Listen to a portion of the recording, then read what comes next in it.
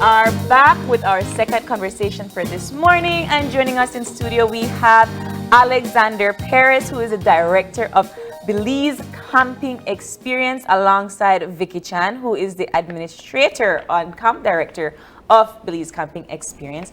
Welcome, guys. We were just talking off camera about our various camping experiences, and what Alexander was saying to us was that Belize City have a camp.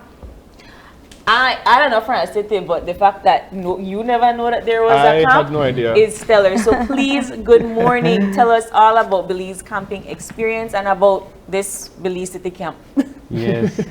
Good morning, Belize. It's good to be here and to share this good news. A lot of people don't know that there's a Belize City swamp camp, and I have to say, I am from Orange Rock, but I fall in love with our city. Our city is one of the most beautiful places. I mean, the swamp that covers our city and the ecosystem that is there, sometimes we take it for granted, and we do not know how to appreciate it. And so when this whole idea of camping, it was to give our kids an opportunity, how we can reach out to them, right? And I left Orange Rock. I saw the problems in Belize, but I didn't know that it was going to get a little bit more harder for our kids. And the whole idea that camping was one way that I experienced. I went at the age of 22 to experience my first camp. And I realized, what if we can impact children through a camping, but not a North American camp, a Belizean camping experience, because the way how North America does it is so different, but how can we do it Belizean? And over the last 15 years, 16 years, we have found a way that works. And that's what we want to share to the public this morning. So tell us about the swamp camp. So how does one camp in a swamp? And then two, how did you come up with this idea? The idea came is, raising up in Orange Rock, I raised with a very broken family.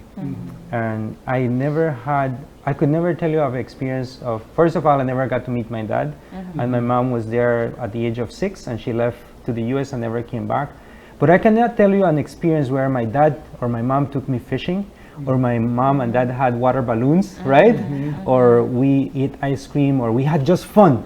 Sometimes we make it so complicated to have an impact in our kids, but sometimes it's so simple, like just eating ice cream or having water balloons with them. And that whole idea is like, our kids, some of our kids in the city are forgetting how to have fun, clean fun. And that experience is camping. How can we use that tool to impact their life, and not just to have a program, but to build a relationship with our kids? If a relationship is built, then there could be a hard change, because you can speak in the heart of the kid. And we have been doing that, and so we have been, I would say, mastering it. And COVID came and really shook us up and literally helped us to improve. Yes. I really like that you shared that, because it speaks directly to what is being experienced in Belize City with a lot of young children who do not have that support system and do not have the ability to express themselves as kids, as children, and in a clean manner, right? So thank you for sharing that. I mean, it certainly changed the conversation. Yeah, it changed the conversation completely. But certainly, one of the things I wanted to ask, because I used to go camping with my family. We had camps every single year, family camps. What are some of the skill sets that kids could take away from a camping experience? Well, there is actually two aspects to the camping that we do. The first one is the one that happens on our base, which is on 4.5 miles George Price Highway. And that is our swamp camp. And how do you camp in a swamp? You sleep in a cabin, because you cannot do so outside with the sandflies and the mosquitoes. We are right in front of the sea, which, and the swamp is like right there. The entire property was a complete swamp, and it was filled, and we put cabins in there. We invite the young people to come to our base, and it usually happens during the summer months that we train them and we equip them to be able to go outside and do outreach programs with the children of this city. So the ones that get to camp and stay with us are the young people ages 14 and up. We do not limit young people up. I love that. Yes, and then we go out to do different programs with the children all across the city. So there's two aspects. There's the young people and there is the children.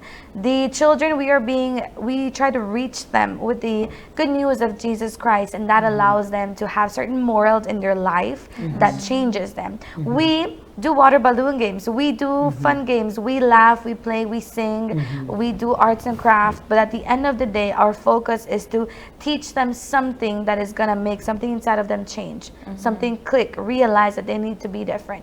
Because there are a lot of programs, basketball camp, football camp, and they keep them entertained for a little while, and that is excellent, right? But when they go back home, there are still some of the same issues. They're still facing some circumstances that are quite dire in this city. But if we give them that hope, if we teach them something that they can take home, then that really makes a difference in the kids' lives. And when it comes to the young people, it is for them to realize that they can have an impact in our country. We say this all the time. Our main vision is to see Belize change Belize. We believe that us as Belizeans, we've been given everything that we need to make an impact in this country. And it starts with me. So for a young person to realize that just by me sharing a lollipop with a kid or teaching them this Bible verse, I can change your life. That is, that is everything already. Yeah. So, I mean, I want to, this conversation gone so different from where I was going to go. No, I want to go into the skill sets and the trainings in which you are talking about. So how long does the camp last? And what is it that what do the activities entail for each day? How do you divide that? Of course. So first of all, we are a staff of 6 people who are on full time. Other than that, everybody else is just a volunteer that comes along and helps us. So those of us who are staff, we go through extensive training. Some of us have have education backgrounds, for our different departments. Some of us have, or most of them have done Bible school and different things that they need. So the staff itself is well equipped to be able to train the people, but the young people that are invited to come along with us throughout the year and during summer, we call them the core team for summer. So they sign up for 8 weeks of this crazy camping experience. And for the first 2 weeks, we train them, and we train them on how to be able to give lessons to children. We train them how to be able to talk to children. That is the main thing. And they also receive chores, which in itself is such a training. I really Wash like dishes, that. Yes. clean washer. Yes. Yes. So they have to learn a lot of new skills that you see people separating compost from garbage, biodegradable and non-degradable, and different things that they get to understand. And everything that we have at our base, it's donated to us, right? So we have to take care of it. So they learn all of these things. And yes, they learn responsibility, and they learn how to treat each other well, because some of the young people that come, they're from all over the country. They're from the north all the way to the south, the Different Mennonite cultures. communities, those of us who are Spanish, different ones who are from the city, from the south side of the city, and they clash and they disagree sometimes on simple things, and they have to learn to get along with each other. And these are some of the things that we teach them, some of the values that we instill upon them. And we have 3 main things when it comes to our young people that we teach them, and that is to remain in community, to remain in service, and to remain in scripture. So those are the 3 main things that they learn. So April, I don't know what to do right now. I was thinking about my camping experience last year, which I had, and just not being able to get signal where I was after breaking down. But this is not the camping experience that we talk about. It's really a way to transform the mindset of young people, and that's what I like about this.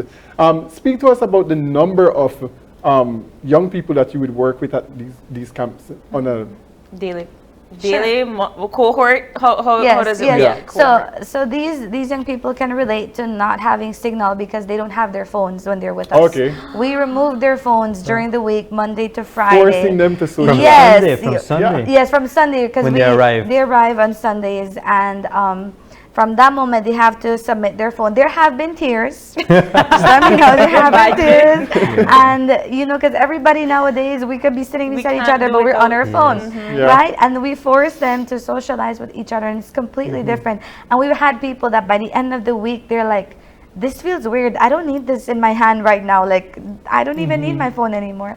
And it's amazing. So the day-to-day at our camp looks like going to bed early so that you can wake up very early. You know, you're in a group, you're with a group of young people, you kind of want to have fun, but you need to be in bed early so that you can get up the next day.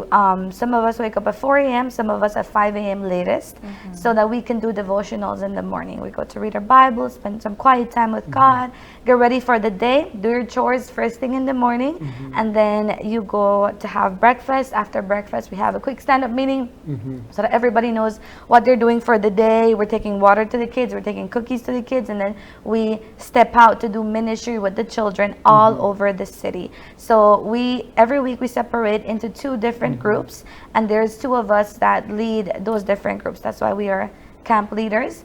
And then we do the program with the children, you know, teaching them songs, teaching them Bible verses, teaching them lessons. A lot of playing. silly songs. Yes, a lot of silly songs, and you know, just having a lot of fun with them, but with a purpose. And then they get to come back. We debrief the day. What could have we done better? You know, the training continues. It doesn't end there. Then we prepare for the next day in the afternoon, and then we have supper. And then in the night time is a time for the youth to have fun.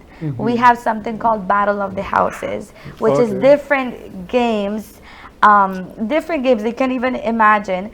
Some of them are like capture the flag, and you see people running in the swamp so they don't take the flag from them, and it gets crazy, gets intense. And you see all different kinds of cultures mixing together in the group, you know, fighting to be able to win that game. At the end of the day, they can have fun. There's also some nights where we have worship nights and the bonfire, having them reflect, you know, on everything that has been going on. And also we have seen how these people come in one way and they go out another way. They come in with anger issues that they just want to fight everybody, and they go out being the most peaceful and calm people. And it's nothing that we do. It's the work that God does in their lives. And these are young people, right? I have one question, and I just hope like we could sign up. I was just gonna say, we need to check in. We need to come in. And the reason why I said this conversation went a completely different way is because, you know, just hearing the name Belize Camping Experience, you automatically think, okay, you're going to truck 8 weeks into the wilderness and learn how to, like, you know, skin a deer or something like that. But what you guys are doing is exclusively for Belize City. Is there any talks or conversations about, you know, venturing off elsewhere or doing these camps in different parts of the country? Of course, we give an opportunity for the entire country to be involved by volunteering. We accept people from everywhere, but it is for the kids of Belize City. And we would love to expand, but it's the amount of people and amount of resources that we have. We would love for each of us to, you know, be leading a different district, but it's just where we're at right now. They take a lot of resources to feed. We had 80 young people volunteering. We are running the last camp at Gen Osher right now as we speak. We had over 800 kids that came to camp. Yes, and we all give this for free because of generous donors. We are the ones who do the harvest for kids. Anyone who has been buying those apples for Christmas, that's why you need to buy those apples, the Apple for Kids project. And there's many other products like the fresh cheese. Right now we have a pack of country food eggs that whenever you buy those eggs, you support Belize, changing Belize, that vision to reach our kids and our young people. And we want more people to buy into it because it's a consistency. You see these camps is a celebration with our partners, which we value so much. Our partners, without them, we cannot do it. So when we are working in these communities, we have partners which are schools, churches, and clubs and backyard. You know, a grandma or someone goes and see their community falling apart because of the gang violence, and they want to do something for the kids, but they're doing something. Then we come alongside and we partner with them, encourage them, and equip and help in any way we can possible, because we need to work together. And not Belize Camping Experience is we can't change the whole country of Belize, but when we work united, we can do a lot. And so if they partner with us, and anyone who wants to partner with us, they can call us. we work through the year doing follow-up with the kids. It's not just like a hit and run thing, right? We did camp and you wash your hands. No, if we can follow up with those kids through the year by doing any kinds of clubs, football, reading, teaching them tutoring, because they need help. Right now we have a demand. If you want to get in some serious business, start working with kids. There's a demand. Young people need our help right now. That partnership continues through a year, then the camp comes for free. The curriculum is free, the snacks. Even some camps, they need food, which we cannot give, but at Friday, in the last days, we try where the more needy place where we eat with the kids and, you know, and just fellowship and have some real intentional fun with them. So, I mean, we're completely out of time, and I wish we could have talked more about the experiences, but you said that if you want to contact you and to be a partner, how can they get through to you all? Where can we find you? Yes, so we are on all social media platforms as Belize Camping Experience.